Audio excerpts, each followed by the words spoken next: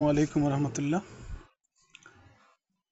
জাতীয় pay commission, জাতীয় বেতন কমিশন 2025 গঠন করা হয়েছে। বর্তমান সরকারে এটি গঠন করেছেন সরকারি চাকরিজীবীদের জন্য।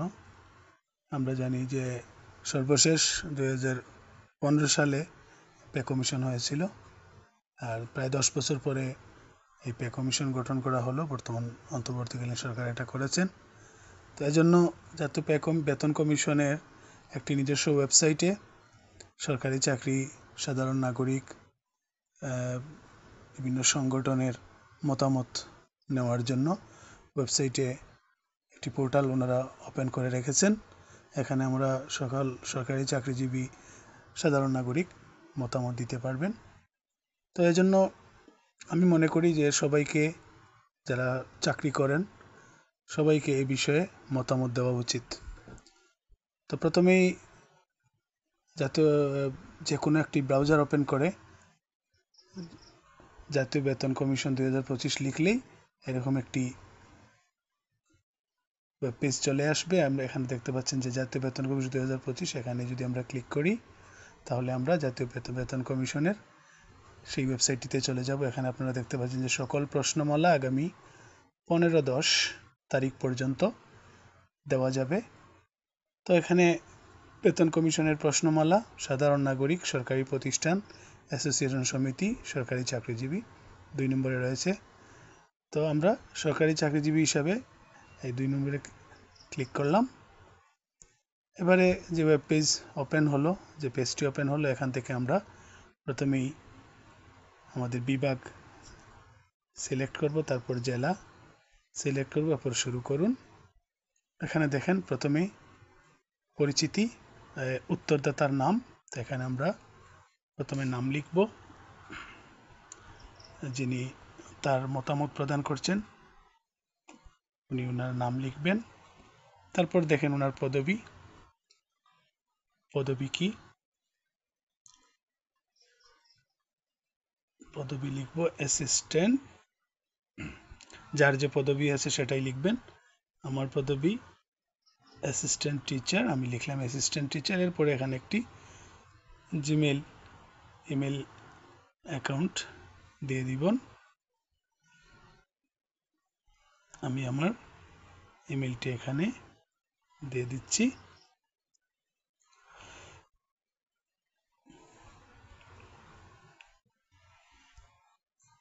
হ্যাঁ, ইমেল ঠিকানা সঠিক আছে। তারপর যে অফিসে আমি কর্মরত আছি সেই অফিসের নাম এখানে টাইপ করে দিয়ে দিব।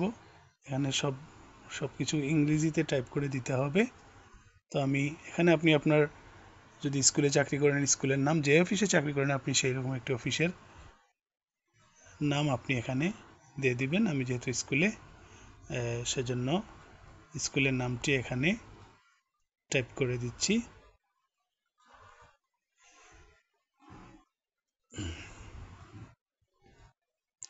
তারপর এখানে একটা সচল ফোন নাম্বার দিয়ে দিবেন, আপনার যে নাম্বারটি ব্যবহার করছেন সেই নাম্বার।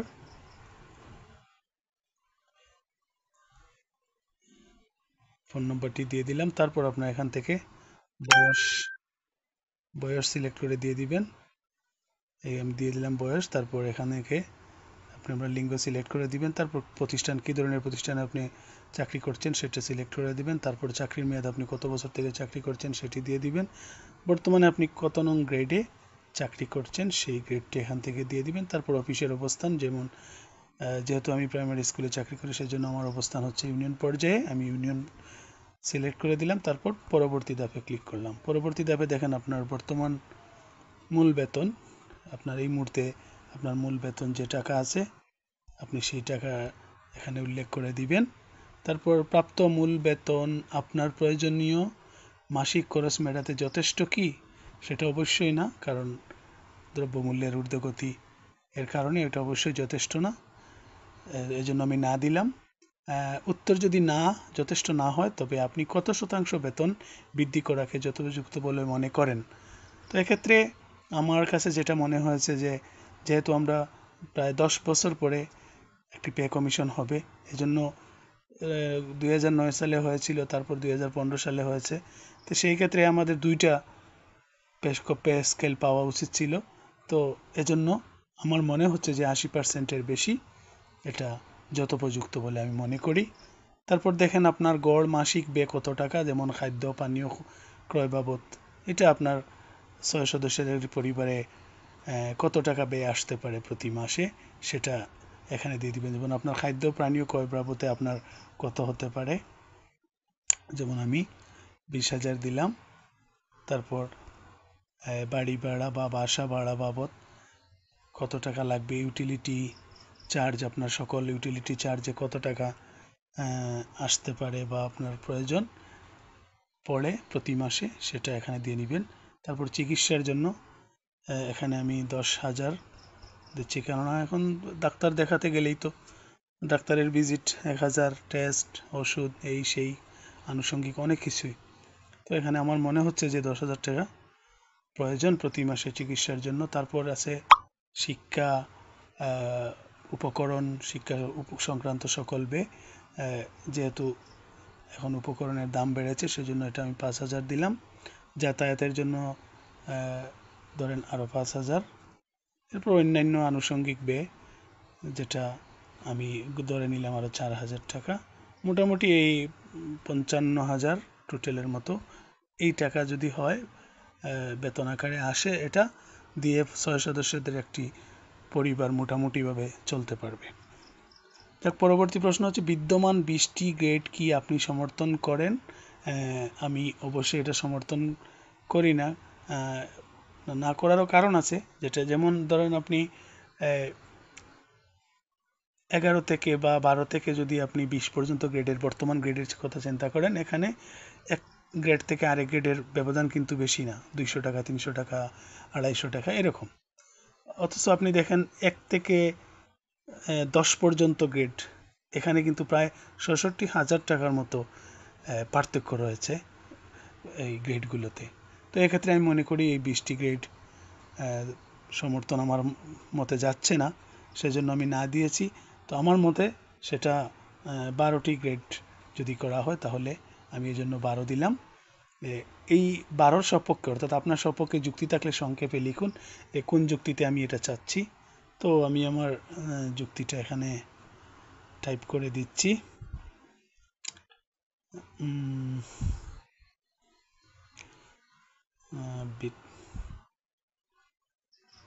15 the lower salary, মানে ওই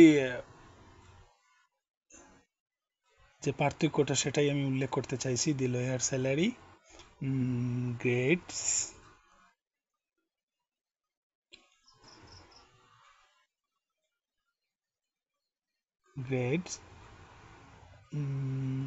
যেমন 11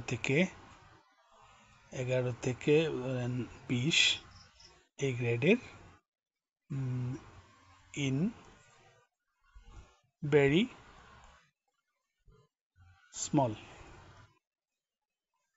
আমি যেটা মনে করছি আর কি। তো দিস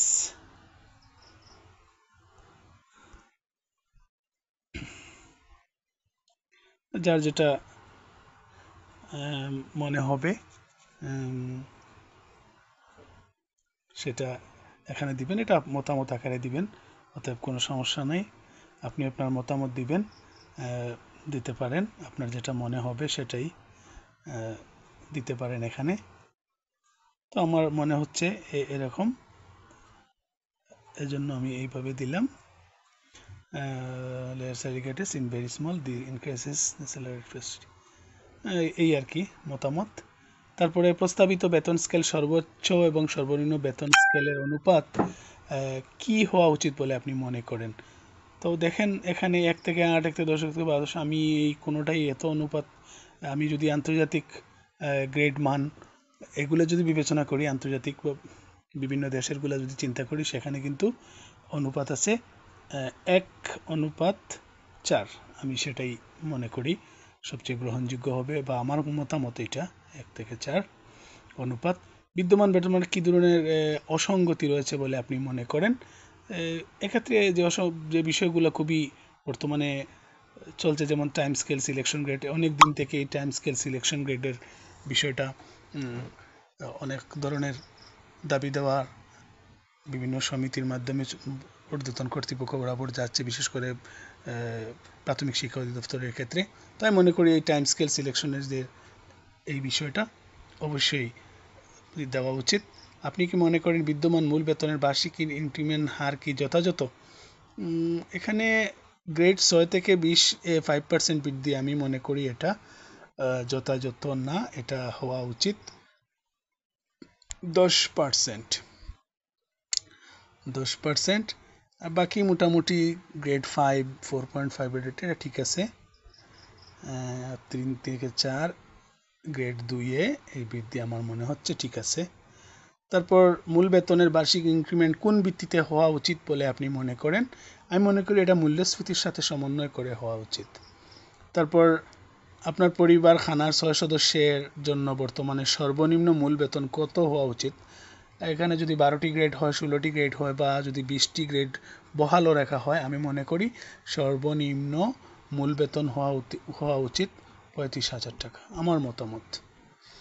সকল কর্মচারীর জন্য একই হারে বেতন বৃদ্ধি কি সমর্থন করেন? সকল কর্মচারীর জন্য একই হারে বেতন বৃদ্ধি না, এটা আমার মতে না।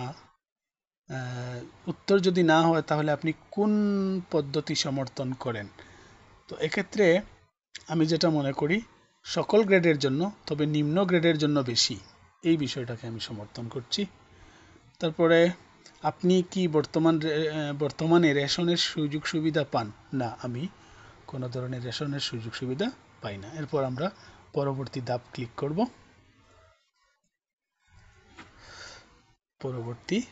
পরবর্তী দেখেন আমি 8টি ধাপের মধ্যে 3টি ধাপ কমপ্লিট করেছি, 25%-এর মতো হয়ে গেছে। আপনার মূল বেতনের বিপরীতে বাড়ি ভাড়া বর্তমান 35% থেকে 65% যথাযথ কিনা? এটা মোটামুটি ঠিক আছে। আপনি কি মনে করেন বিদ্যমান চিকিৎসা ভাতা বর্তমান 1500 টাকা যথেষ্ট? না, এটা যথেষ্ট না আমি মনে করি। এটা কমপক্ষে মাসিক চিকিৎসা ভাতা কমপক্ষে 10,000 হওয়া উচিত, আমার মতামত। আপনি কি মনে করেন বিদ্যমান শিক্ষা ভাতা বর্তমান 500 টাকা প্রথম সন্তান, সর্বোচ্চ 1000 টাকা দ্বিতীয় সন্তান কি যথেষ্ট? না, এটাকেও আমি সমর্থন নিচ্ছি না। আমার মতে এটা হওয়া উচিত, একটি সন্তানের জন্য হওয়া উচিত 2500 টাকা, আমার মতে আর কি হওয়া উচিত। নববর্ষ ভাতা বিদ্যমান মূল বেতনের 20% কি যথেষ্ট মনে করেন? না, আমি এটাকেও যথেষ্ট মনে করছি না। আমি মনে করি এটা 50%-এর সমপরিমাণ হওয়া উচিত। তারপরে হচ্ছে আপনি কি টিফিন ভাতা পান? হ্যাঁ পাই। হ্যাঁ পাই। এটাই হচ্ছে সবচেয়ে দুঃখজনক একটি বিষয় যে টিফিন ভাতা মাত্র 200 টাকা মাসে, অর্থাৎ প্রতিদিন গড়ে আসে 6 টাকা 66 পয়সা। এটাই তো দুঃখজনক। যাই হোক, এটা আমি টিফিন ভাতা পাই 200 টাকা মাসে। সেটা কত? প্রস্তাবিত বেতন স্কেলে টিফিন ভাতার যুক্তিযুক্ত হার মাসিক কি হওয়া উচিত বলে মনে করেন আপনি টাকায়? এইটা কত হওয়া উচিত? আমি মনে করি এটাকে আর টিফিন ভাতা না বলে এটাকে লাঞ্চ ভাতা বা এরকম কিছু বলা উচিত, দুপুরের খাবারের ভাতা বা এরকম কিছু। তো প্রতিদিন যদি একজন দুপুরে একবেলা খাওয়ার জন্য হয় তাহলে কমপক্ষে 200 টাকা। সেজন্য আমি মনে করি এটা 6,000 টাকা হওয়া উচিত। আপনি প্রশিক্ষণ প্রতিষ্ঠানে পেশন ভাতা সমর্থন করেন কি না? হ্যাঁ, আমি এটা সমর্থন করি। উত্তর হ্যাঁ হলে কেন সমর্থন করেন? এটা অবশ্য এই জন্য সমর্থন করি যে এজন্য উৎসাহ হিসেবে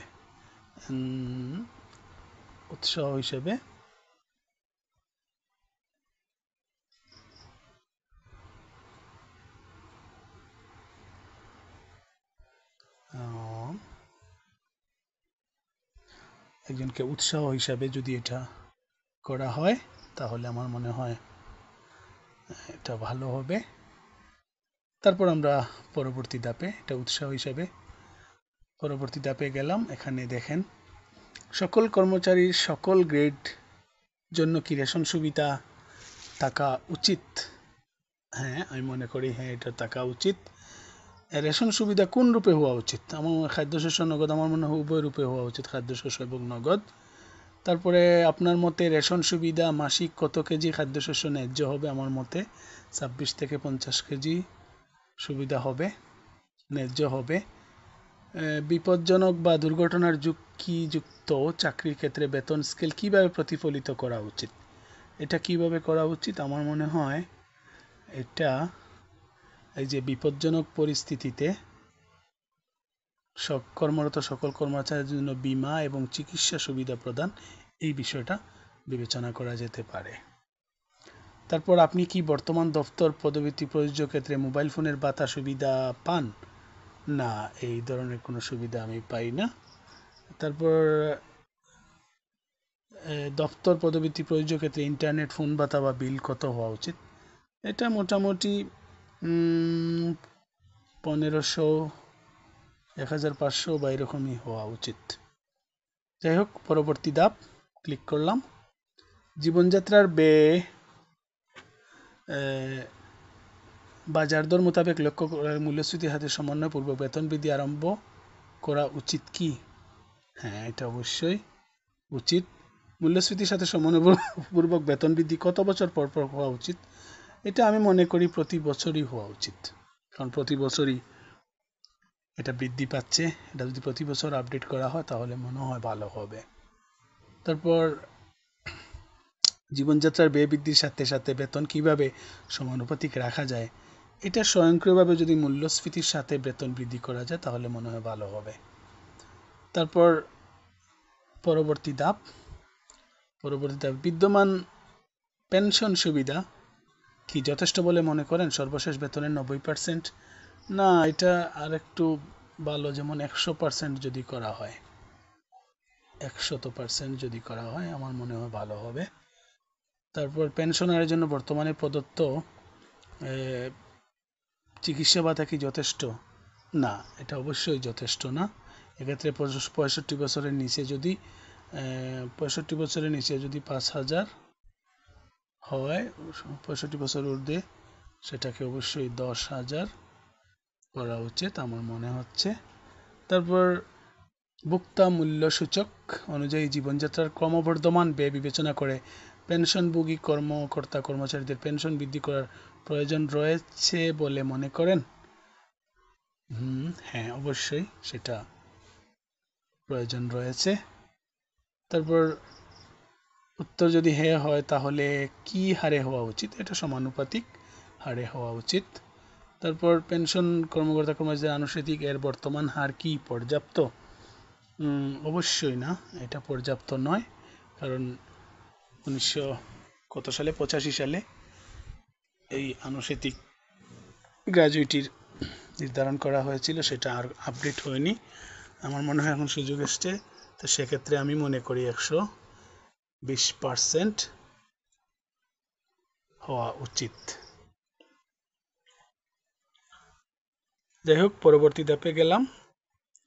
সরকারি কর্মচারীদের কর্মদক্ষতা কোন ভিত্তিতে নির্ধারণ করা উচিত? একাধিক উত্তর দেওয়া যেতে পারে। কর্মদক্ষতা কোন ভিত্তিতে নির্ধারণ করা উচিত? এক্ষেত্রে কর্মদক্ষতা নির্ধারণের ক্ষেত্রে এখানে সততা, দক্ষতা অনেকটাই হয়, সেবার মান, সময়ানুবর্তিতা, এগুলোই। সরকারি কর্মচারীর স্বল্প বেতনে কি দুর্নীতির অন্যতম কারণ বলে আপনি মনে করেন? অনেকটা এরকম ধারণা করছি। সরকারি কর্মচারীদের বেতন বৃদ্ধি করলে দুর্নীতি হ্রাস পাবে বলে মনে করেন? অনেকটা হ্রাস পাবে, তবে সেটা নির্ভর করবে আর একটু মনিটরিং বা এগুলো ফিল্ড লেভেলে আর একটু মনিটরিং ভালো করলে আশা করি হবে। দেশের সর্বস্তরে সুশাসন, স্বচ্ছতা, জবাবদিহিতা নিশ্চিতকরণের জন্য করণীয় পন্থা কি হতে পারে বলে মনে করেন? একাধিক উত্তর প্রযোজ্য হবে। আচ্ছা, এক্ষেত্রে আমরা সততা, স্বচ্ছ পদোন্নতির নীতি, তারপর নৈতিক প্রশিক্ষণ, তারপরে সম্পদ এবং অপরাধ প্রমাণিত হলে শাস্তি যদি কঠোর শাস্তি ব্যবস্থা করা হয় তাহলে অনেকাংশে দুর্নীতি কমতে পারে বলে মনে করি। সরকারি কর্মচারীদের পদোন্নতি কোন বিষয়গুলো গুরুত্ব পাওয়া উচিত? এক্ষেত্রে জ্যেষ্ঠতা, সততা, প্রশিক্ষণ, কর্মদক্ষতা, উদ্ভাবনী, সৃজনশীলতা এগুলা বিবেচনা করা যেতে পারে। এরপর পরবর্তী ধাপ, মোটামুটি আমার 100% সম্পন্ন হয়ে গেছে। 8টি ধাপের 8টি ধাপই কমপ্লিট।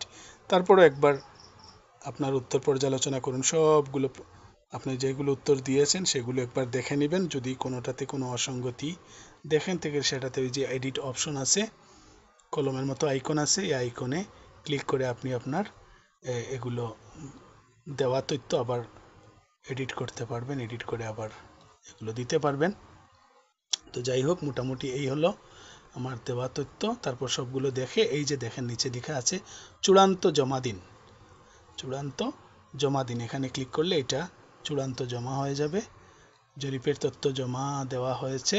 তারপরে এরকম একটি অপশন আসবে যে ধন্যবাদ, আপনার মতামত সফলভাবে জমা হয়েছে, আপনার মূল্যবান মতামতের জন্য ধন্যবাদ।